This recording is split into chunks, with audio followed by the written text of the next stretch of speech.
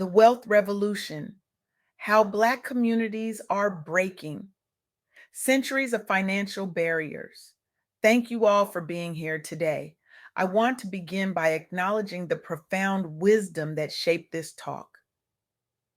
Insights from my recent conversation with Serita Thompson, a visionary leader who is fundamentally transforming how we conceptualize generational wealth in Black communities. Sarita isn't just a thought leader, she's a movement creator whose work has empowered thousands of families to reclaim their financial futures despite systems designed to exclude them. Her ability to combine unflinching truth with actionable hope makes her one of the most important voices in economic justice today. What struck me most profoundly in our conversation was Sarita's revolutionary understanding that true prosperity isn't merely about individual achievement. It's about dismantling centuries old barriers while simultaneously creating entirely new pathways forward. This isn't incremental change. This is transformation. I want to share something deeply unsettling that Sarita illuminated, something that challenges everything many of us believe about progress in America when we discuss wealth creation, particularly in Black communities. There's a comforting narrative that systemic barriers like redlining and appraisal bias belong to history, problems that civil rights legislation solved generations ago. But here's the devastating truth: these aren't historical footnotes, they are present day obstacles actively preventing Black professionals and entrepreneurs from building generational wealth, especially through home ownership and real estate investment. Let that sink in for a moment. The same mechanisms that block wealth accumulation in the 1950s haven't disappeared. They've evolved.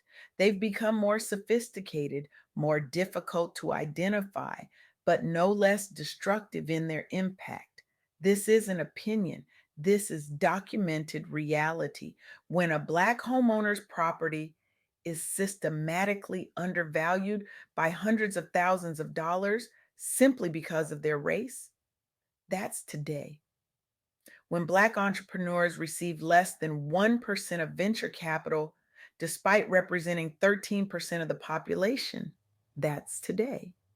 When Black families are denied mortgages at rates 80% higher than white families with identical financial profiles, that's today.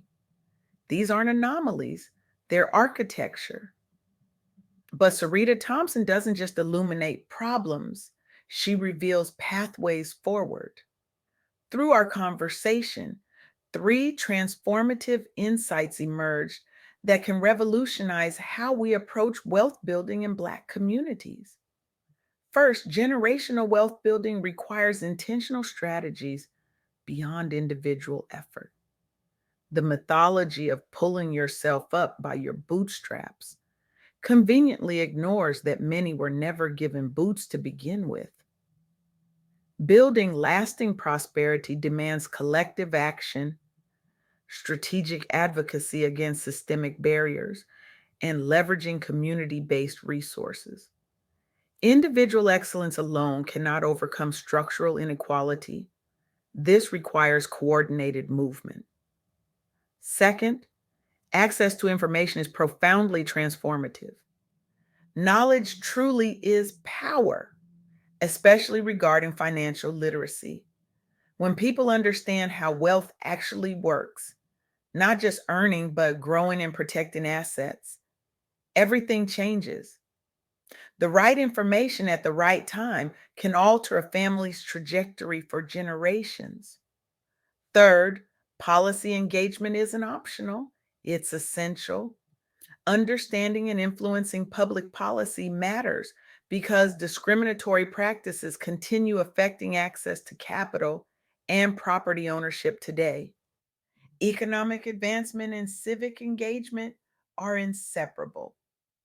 The rules of the game determine who can play, and for too long, these rules have been written without Black communities at the table.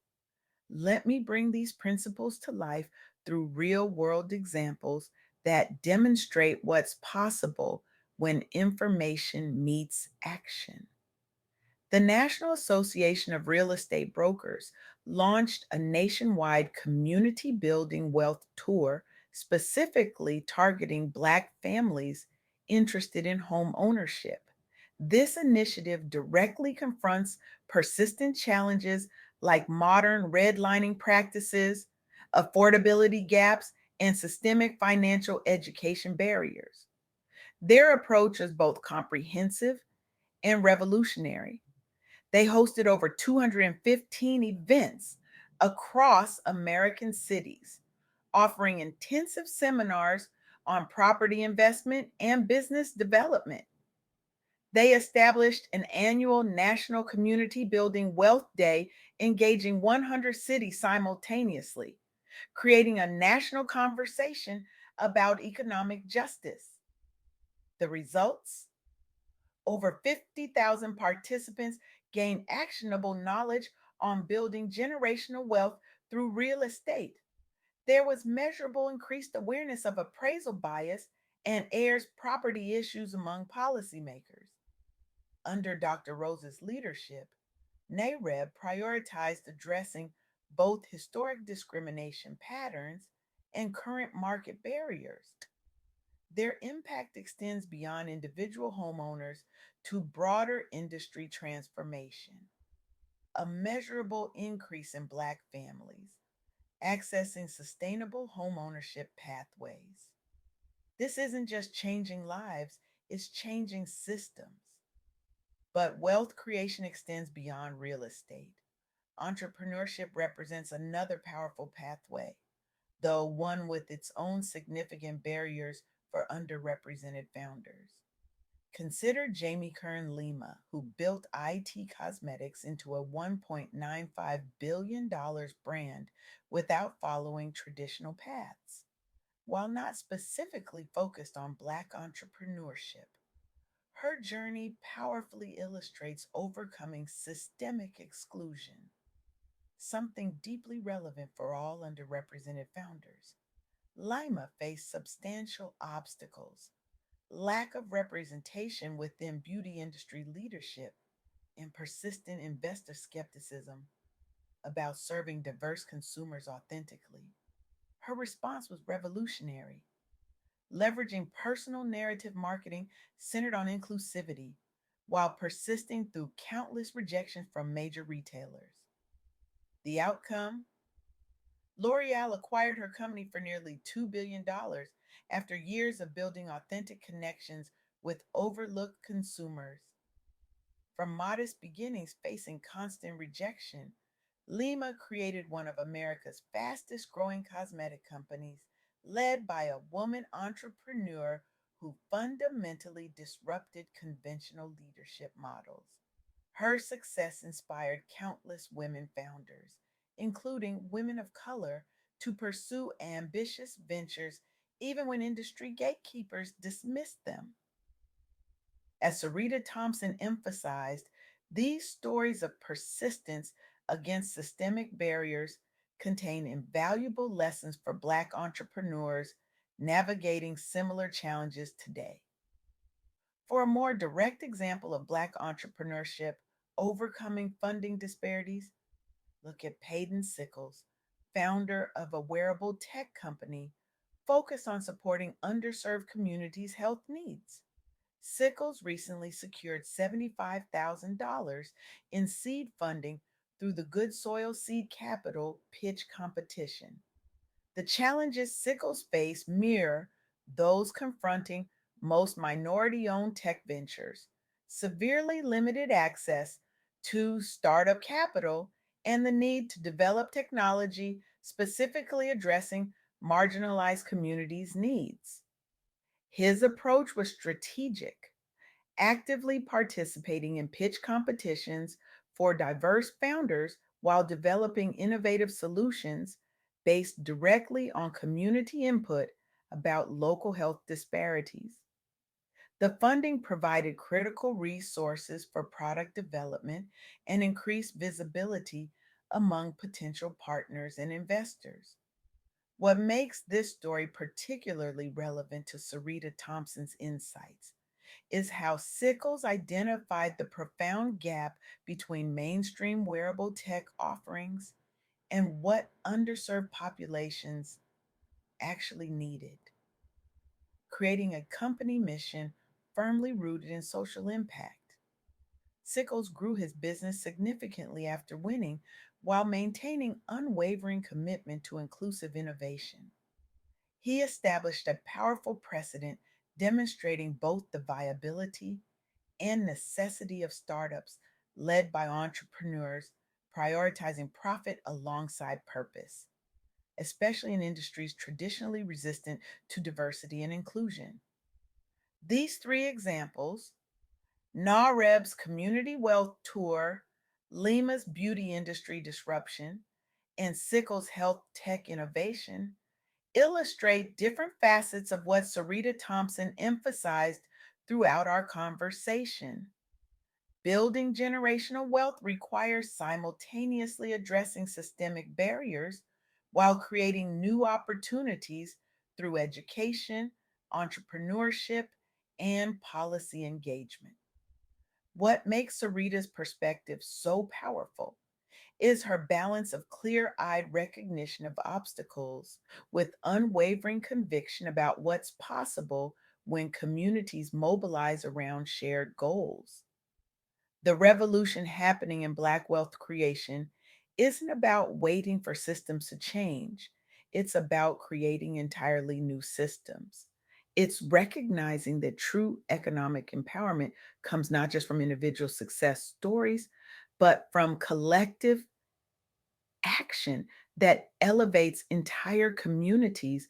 As Sarita reminded me, this work isn't merely about accumulating assets, it's about creating legacy. It's ensuring future generations inherit not just financial resources, but the knowledge, networks, and narratives needed to continue building prosperity. For high achieving individuals who've spent years in survival mode, the journey toward financial empowerment is part of a broader reclamation of self worth. It's about recognizing that sometimes the most revolutionary act is prioritizing your own well being and future. So, where do we go from here?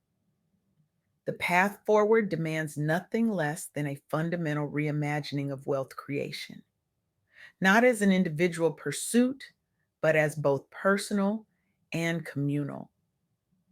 Lifting as we climb isn't just inspirational rhetoric, it's essential strategy for creating lasting transformation. It requires intentional education, seeking resources like NAREB's wealth tours, participating in financial literacy programs, and actively sharing knowledge within our networks. Information that doesn't circulate cannot create transformation, and it demands strategic engagement with systems and policies shaping economic opportunity, supporting organizations advocating for fair housing and lending practices, participating in local government decisions about development, and holding institutions accountable for discriminatory practices. I challenge each of you today, how will you leverage your unique experiences and our collective community power to dismantle old systems while creating new opportunities for generational wealth right where you are? What specific step will you take tomorrow so future generations inherit more than just hope? They inherit tangible progress. The wealth revolution in Black communities isn't just about money, it's about power. It's about reclaiming narratives, reimagining possibilities, and rebuilding systems that serve everyone, not just the privileged few. This is our moment, not to accept the world as it is, but to create the world as it should be. A world where economic justice isn't just a dream, but a reality we build together, brick by brick, policy by policy. community by community. The barriers are real, but so is our power to break them. Thank you.